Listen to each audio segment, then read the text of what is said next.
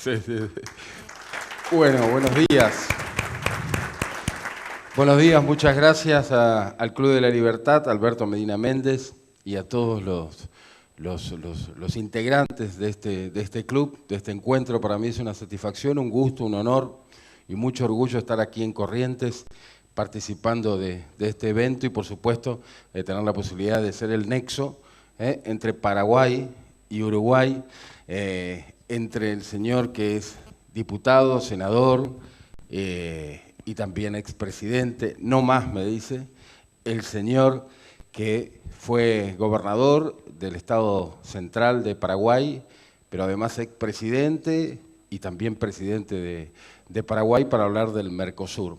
Recién hablábamos del proteccionismo y si el proteccionismo desprotege, ¿cuál para ustedes es la garantía de llevar adelante algún tipo de acción en el Mercosur? Digo, acá el señor Lacalle. Quería apoyarme en lo que se dijo en la presentación. No es por hablar de uno, pero hablo del gobierno, que no era solamente mío. Cuando nosotros recibimos el gobierno teníamos un 7% de déficit fiscal comparado con el producto, 129% de inflación, una reforma jubilatoria que aumentó las jubilaciones de sopetón y una serie de circunstancias. Y frente a eso, Hernán puede escribirlo mejor porque él es técnico. Lo que decidimos fue la apertura de la economía inmediata. Es decir, bajamos los aranceles, procedimos a hacer un ajuste fiscal muy fuerte, llegamos a tener superávit en el 91, 92, y la inflación entró en el círculo virtuoso en función del apoyo de nuestros asesores, que eran López Murphy y Arriazu, y llegamos al 42 y en el gobierno de Sanguinetti llegó al 7, 8, ¿no es cierto? Es decir, hemos aplicado eso y no pasó nada, al contrario, el país le hizo bien. Liberamos el comercio de la carne, que estaba lleno de trabas, y aumentamos las exportaciones, un 50% de carne, hoy día es el mercado más libre del Uruguay. Eliminamos el monopolio de alcoholes, no se podía fabricar alcohol. Eliminamos el monopolio de los seguros de automóvil, eliminamos el monopolio portuario y hoy tenemos un avance tremendo del destino natural del Uruguay, que es ser el puerto de toda la cuenca. Es decir, no lo digo para batirme el parche, sino que es verdad lo que se ha dicho y nosotros que tuvimos en ese momento el empuje minoritariamente en el Parlamento, pero logramos más o menos formar algún tipo de coalición, dimos un empujón en ese sentido. Así que eso no solamente es verdad en teoría, sino que es verdad probada en nuestra propia acción. Y en el caso de Paraguay, donde desde el año 1992 tenemos un Estado más parlamentarista, y en relación a lo que dice Lacalle, ¿usted qué dice? Bueno, cuando uno habla en segundo lugar puede cometer el error de repetir, así que voy a tratar de no repetir los mismos conceptos. Comienzo endosando absolutamente todo lo que dijo el presidente Lacalle y voy a ponerme del otro lado del mostrador. Voy a tratar de justificar cómo una economía pequeña como el Paraguay sufre tan cáusticamente las consecuencias del proteccionismo.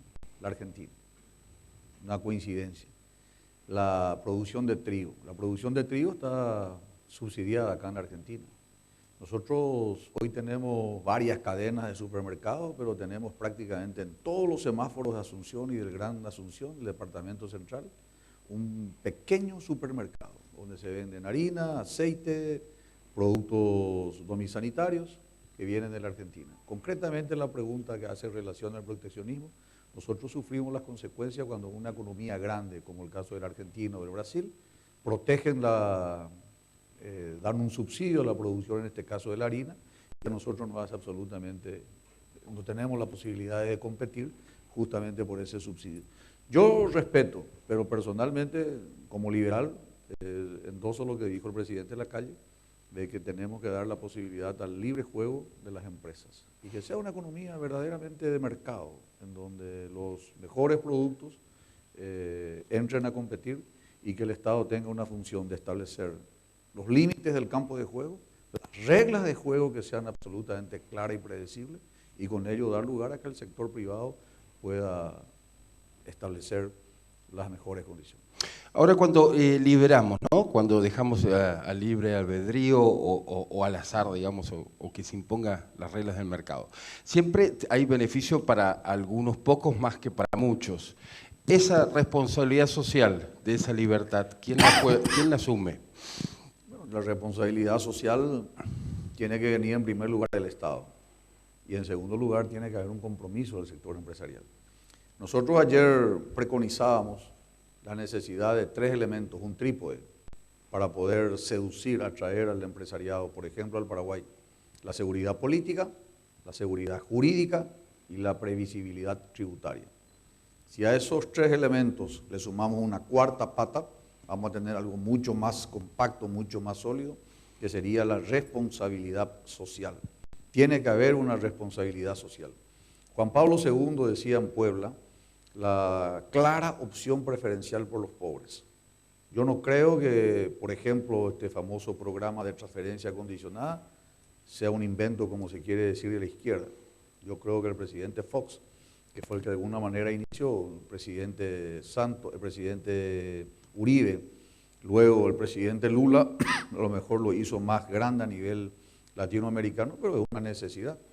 La transferencia condicionada es una necesidad tanto y en cuanto sirva o ayude a transferir recursos a la gente con más carencia, con más necesidad, pero por un periodo de tiempo y a cargo o a cambio de condiciones cada vez más establecidas. Presencia de los alumnos en la escuela, estudios clínicos frecuentes de la mujer de Papa Nicolau y mamografía, a fin de evitar el cáncer del cuello y el cáncer de mama, y finalmente la asistencia a la consulta de todo el programa ampliado de inmunización.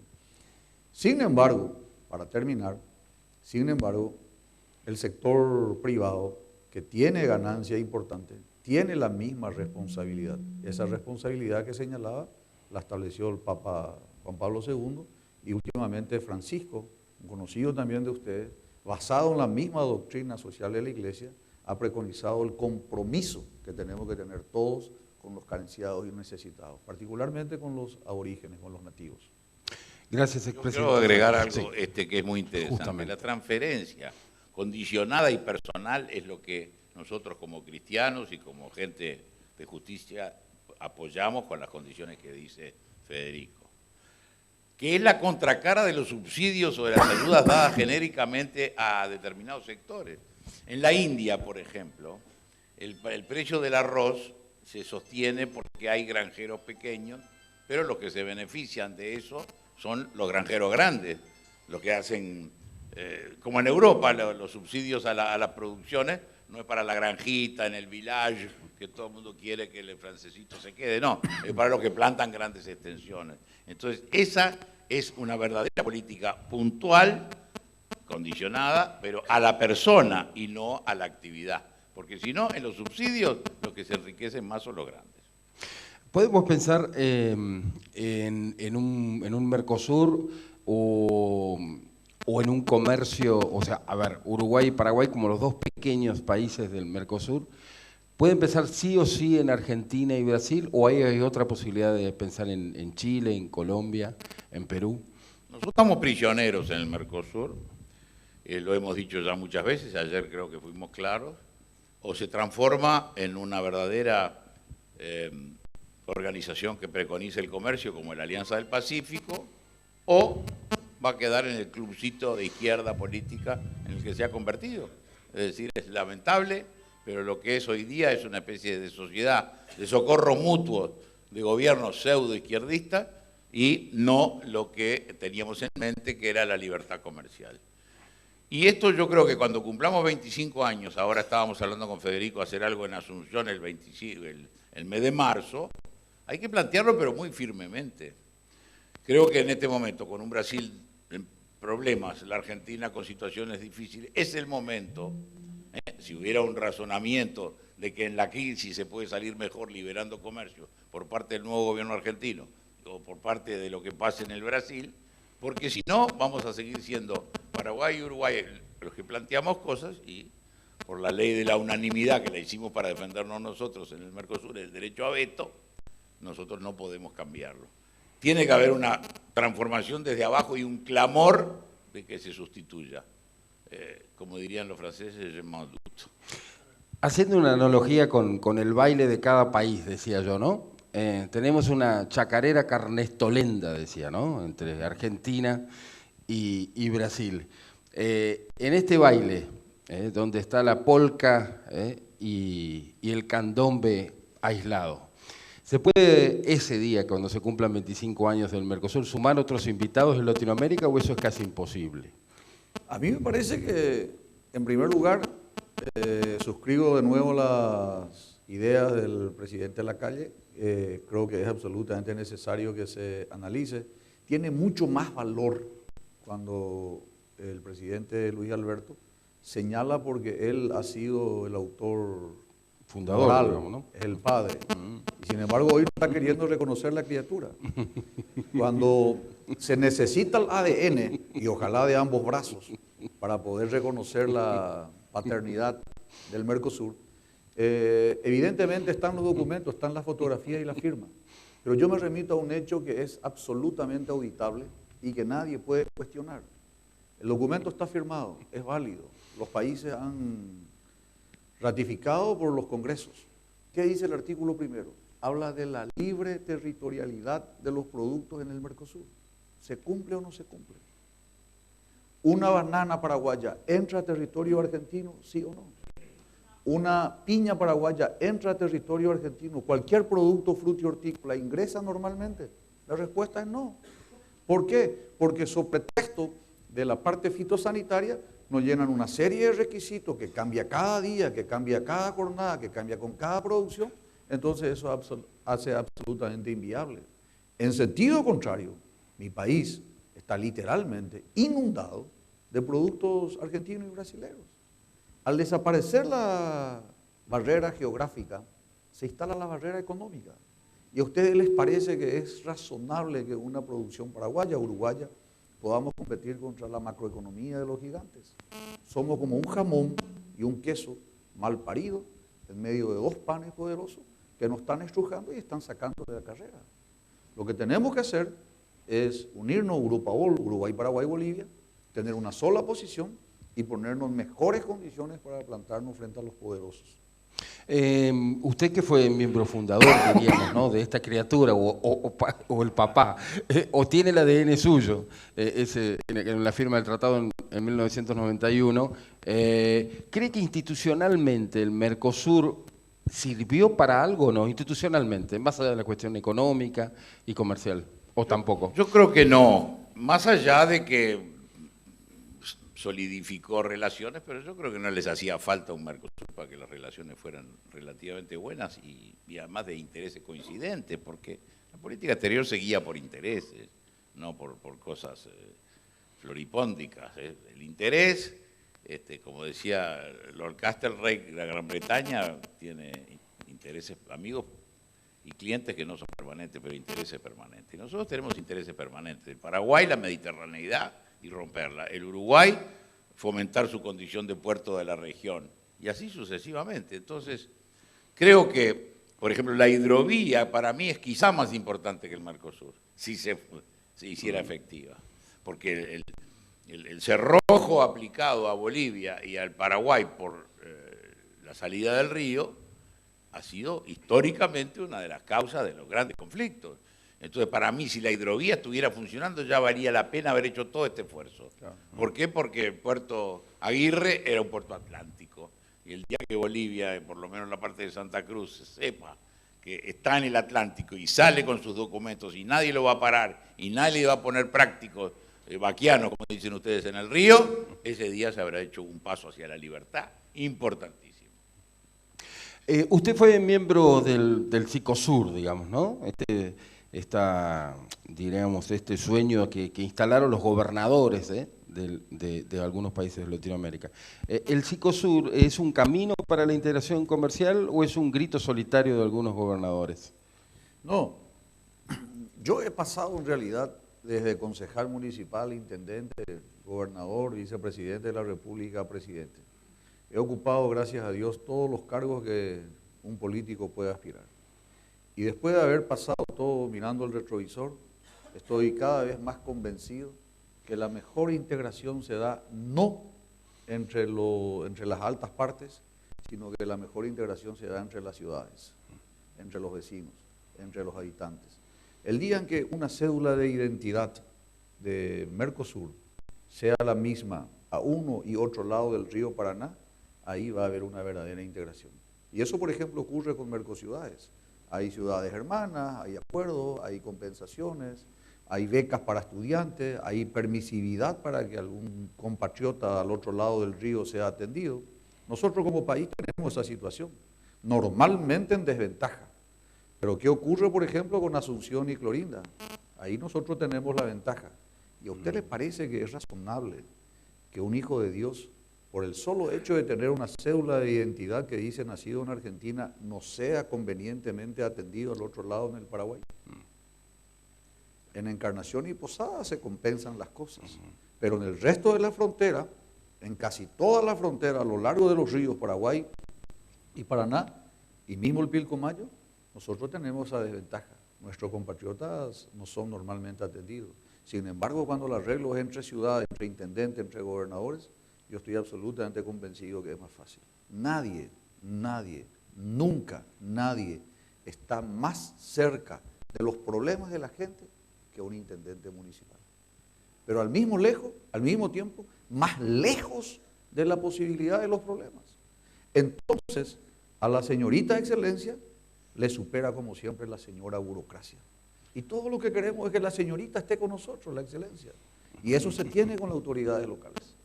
Le voy a contar una anécdota sobre eso que es graciosísima y muy demostrativa. Un día estaba yo en mi despacho y me dicen, llama el intendente de Cuaraí. Cuaraí es la ciudad, nosotros tenemos ciudades gemelas. Cuaraí, Rivera, Libramento, Río Branco, Yaguarón y Chuy Chuy. Son ciudades binacionales, cruza la calle, vino, fue, incluso estamos en una cooperación sanitaria, el que compra un mamógrafo no compra el otro, porque utilizamos indistintamente una frontera realmente ejemplar, para lo cual no hace falta el Mercosur. Pero lo gracioso es que el individuo este me llama y dice, oye, presidente, tengo un problema no Vigi. Tengo un problema no Vigi, ¿usted puede ayudar? No sé qué, en esa media lengua que se habla en la frontera. Y me pareció tan gracioso. Yo era el presidente de Uruguay, él era un intendente de Cuaraí, pero como me había conocido, y me pareció encantador, que era quien, y bueno, al que lo podía ayudar, yo llamé al BID, y porque me dice, y Brasilia fica muy longe. Claro, él para llegar a hablar con no sé quién era el presidente en ese entonces, ya no era más este muchacho Collor, nunca lo iban a atender. En cambio yo levanté el teléfono yo mismo, porque él me había conocido en casa de un correligionario, y le hice la pierna. Y me pareció que eso es un poco la realidad de lo que dice Federico, la ciudad frente a la enormidad. Pero ojo con un Mercosur que para no enderezar a lo que importa, que es el libre comercio, se ocupe de esto y se ocupe de aquello y vaya haciendo tareas que son sanas, buenas y Dios les va a agradecer, pero no son las principales. Mientras no haya comercio libre, no hay Mercosur. Que haya la patente, ahora estamos con la patente única del Mercosur, la placa, ni siquiera la patente, la latita va a ser de todo Mercosur. Vamos a entender, no hablar de cosas serias primero, eso vendrá por añadidura, digo. Uruguay tiene vecina Corrientes, Buenos Aires, Entre Ríos, Paraguay, Formosa, Chaco. Las provincias del norte argentino tienen mucha relación con Uruguay y Paraguay. ¿Podemos pensar en alguna integración con las provincias? Vamos a tener ¿Cómo ven ustedes mucho cuidado con ese tema de la patria grande y todo, que es un tema peligroso, vidrioso e irreal. Hasta las instrucciones del año 13 de Artigas tuvimos la posibilidad. Confederación, imaginen ustedes, porque seguramente el Paraguay había venido y seguramente el Río Grande del Sur republicano, gran parte que eran contra el imperio y por eso siempre lo apretaron mucho desde el lado del Brasil. Los Estados Unidos de América del Sur estaban ahí. ¿En qué se equivoca Artigas? Que en la instrucción número 9, creo que es, dice la capital estará necesariamente fuera de Buenos Aires. Y ahí entregaron la banda oriental a los portugueses para que liquidaran Artigas, porque éramos los que veníamos a estropear el asado. Paradojalmente, cuando Alberdi hace sus comentarios a la Constitución, esa gran figura de la República Argentina, a la que hay que volver como el punto el eje, la bisagra de la Argentina, dice, no de la capital no conviene que esté en Buenos Aires, lo dijo con tono un poco más. Dice, ¿ustedes saben dónde se hizo la capital de Estados Unidos? Cuentan. No, no se hizo en Nueva York, que es una ciudad. No, se hizo una pequeña aldea que he conocido, que es Washington, donde he visto vacas pastando en los alrededores. Era una aldea cuando se la convirtió en la capital de Estados Unidos. Entonces, fíjense que dos personalidades pensaron en eso. Después de eso, no hay posibilidades. Entonces, que la izquierda nos venga con el cuento de la patria grande, inventen el tren de los pueblos libres, que fue una befa, porque Mujica nunca se dio cuenta, pero la presidenta de la Argentina se le tomaba el pelo todos los días y en público. Porque al presidente de la República Oriental no se le puede decir che Pepe en una ceremonia. ¿Por qué? Porque es el presidente de la República Oriental. Y si a mí, el presidente argentino, me dice eso, yo le digo, permítame, presidente, aquí, presidente de la República Oriental. En la esquina, Cookie, Luis Alberto, o lo que sea. ¿No? Bueno, me parece que la integración y la patria grande fuera el tren de los pueblos libres, que nunca pasó de Paso de los Toros en Uruguay, me parece que estamos en una cuestión tragicómica. Así que la patria grande, nada. Vamos a hacer comercio libre, que también Artigas lo decía en sus instrucciones del año 13, y con eso prosperidad para todo el mundo. Eso es más patria que andar haciendo este tipo de propuestas. Señor expresidente Franco, si dejamos el Mercosur de lado, ¿existe otra herramienta de integración regional o podemos pensar en otra o es esa? Bueno, mire, yo soy médico de profesión. Yo fui entrenado física, anímica y espiritualmente para salvar vidas. Yo me rehúso a afirmar que a Mercosur hay que darle el certificado de defunción y enviarlo a mejor vida. Yo creo sí que hay que mejorar, hay que estabilizar, hay que inyectarle, insisto, lo más importante es el comercio. El Mercosur fue creado para el comercio no funciona. Esa es la realidad. El Mercosur se hizo en realidad para proteger el proteccionismo que usted insinuó en la primera pregunta a las industrias grandes automovilísticas, tanto de Brasil como de Argentina. Pero después para lo demás no existen. Yo creo que el Mercosur tiene que ser repensado, tiene que ser relanzado y tiene que ser actualizado con las herramientas modernas. Y en primer lugar, el cumplimiento irrestricto y la posibilidad de ir incorporando. Venezuela ingresó por la ventana, sin el reconocimiento de Paraguay. Hoy el Mercosur dejó de ser un mercado en donde se piensa en una economía para convertirse en un club ideológico, en un club de amigos, en un club donde se defiende, y en este caso se defiende, yo lo digo claramente, sin tapujo y sin media tinta y al rostro descubierto, a plena luz del día y ante todas las cámaras de televisión, un club de marxistas que solamente defiende la billetera y los petrodólares de Venezuela. ¿Cuál es la posición del Mercosur respecto a la democracia de Venezuela? Conmigo fueron absolutamente cáusticos. A mí, yo suelo decir en guaraní, suena muy bien, me han pegado como carne para milanesa. Y con Venezuela, más de 100 muertos, Leopoldo López condenado a 13 años de prisión, Corina despojada de su cargo, Zelaya destituido de su cargo de alcalde de Caracas, todas las cámaras de televisión silenciadas, las radios, la grabadora de los medios radiales silenciados, las tintas tiradas por el suelo, los papeles confiscados. En Venezuela no existe ninguna democracia. ¿Y quién fue el presidente? Dígame uno solo, y yo me hago monje ahora, que se haya pronunciado en contra de la dictadura de Maduro. ¿Y a usted le parece que eso es Mercosur? Entonces, Mercosur, lejos de ser un emprendimiento, una reunión para buscar un mercado común, en donde se garantice la producción, el desarrollo, lo que se ha convertido en un club ideológico, caviar, champán, una izquierda bastante aburguesada, entre paréntesis. Sí, señor, una izquierda aburguesada, en donde las reuniones son simplemente para compartir momentos cordiales. Pero a partir de ahí, Mercosur no hizo absolutamente nada con ninguno de los países de la región y solo sirvió para protegerse y para estar en una posición de autoprotección con respecto a la cuestión ideológica de Venezuela. Esa es la realidad. Señor Luis Alberto Lacalle, el desafío entonces pasa hoy por qué y cómo hacer que los que piensan distinto piensen igual que Paraguay, que Uruguay.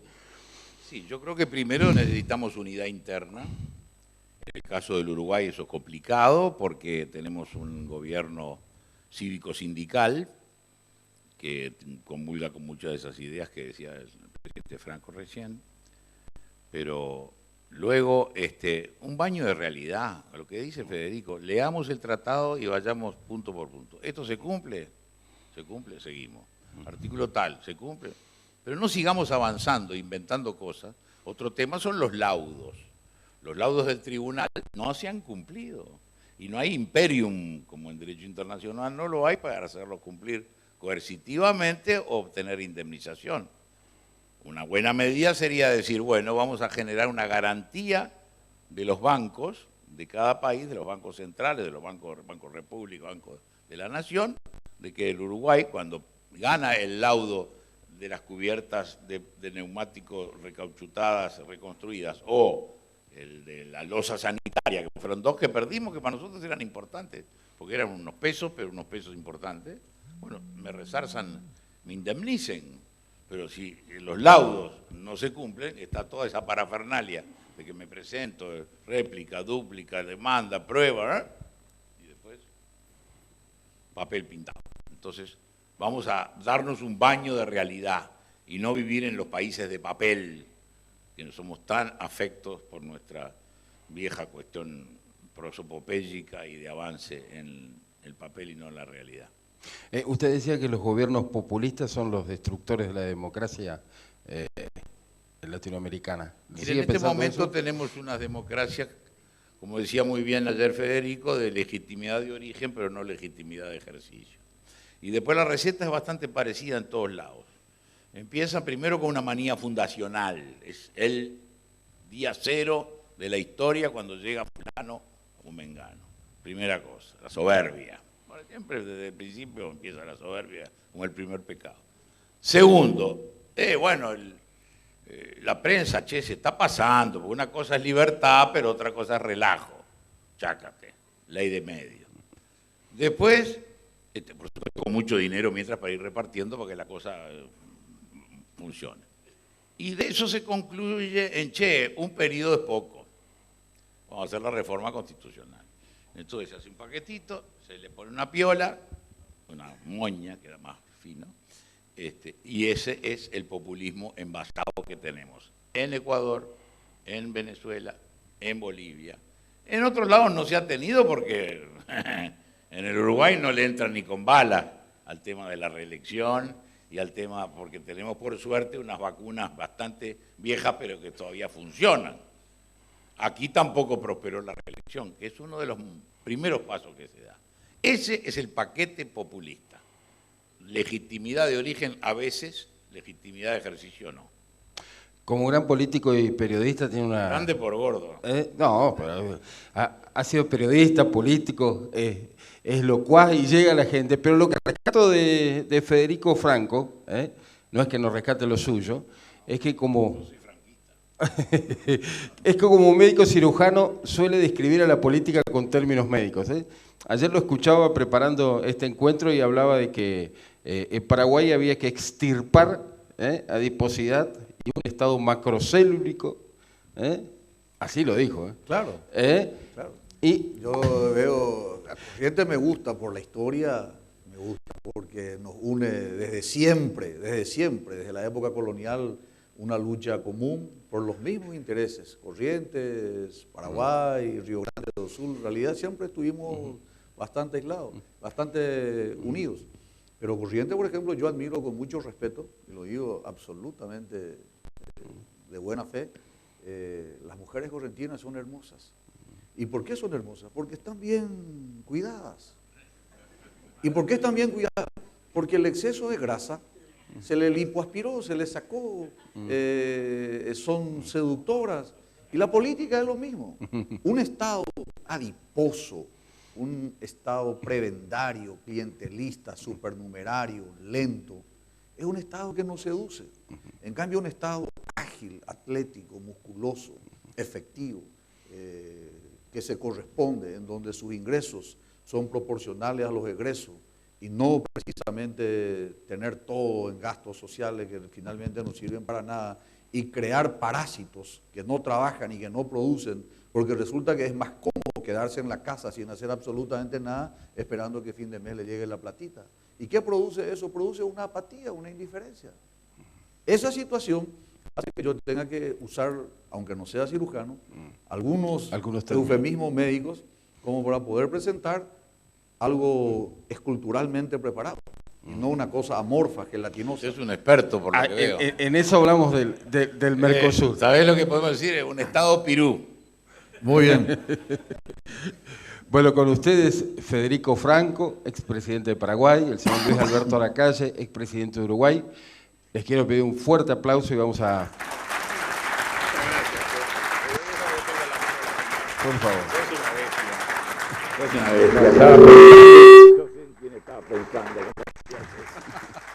Bueno, muchas gracias.